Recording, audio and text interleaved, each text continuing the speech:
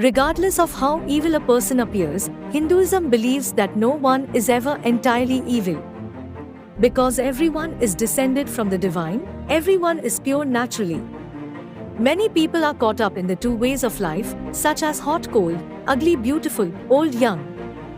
They do everything they can to acquire what they want, regardless of how their actions affect those around them.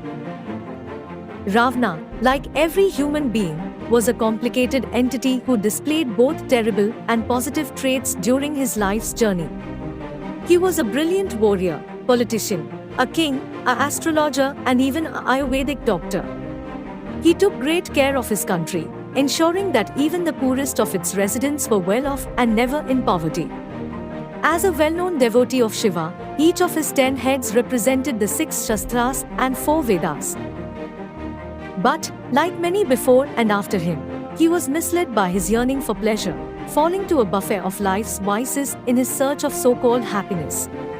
As his desire for power grew, his 10 heads of knowledge became more well-known as representations of the 10 attributes that persons who had such authority radiate, and they are as follows: Kama, lust; Krodha, anger; Moha, delusion; Lobha, greed; Mada, pride; Matsarya, envy; Buddhi, intellect; Manas, mind; Chitta, will; Ahamkara, ego.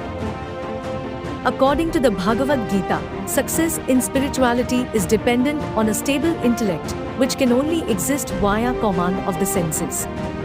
Attachment arises when we place too much emphasis on a sensory object. Long-term connection leads to intense need, or passion, and when the thing of our desire is not attained, we experience rage. We fall into delusion blinded by fury, which produces uncertainty and loss of knowledge as we lose control of our actual spiritual essence. In the case of Ravana, Sita served as the focus of his senses. He seized her by force, fueled by passion, and grew outraged when she declined to stay with him.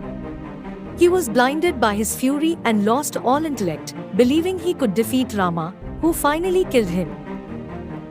Good and evil, like everything else in the material world, are relative and have no true value in respect to divine creatures like Rama and Sita. As a result, our honest description of Ravana would be that he was a person who failed to manage his senses, resulting in the loss of his true spiritual nature. So, in order to avoid going to the similar path, we must all try to act selflessly by regulating our senses and adopting discipline in the quest of spiritual progress, rather than our own selfish goals.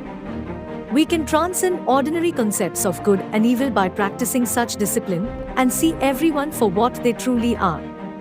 Thank you for watching the video till here. Do hit the like button and subscribe to the channel.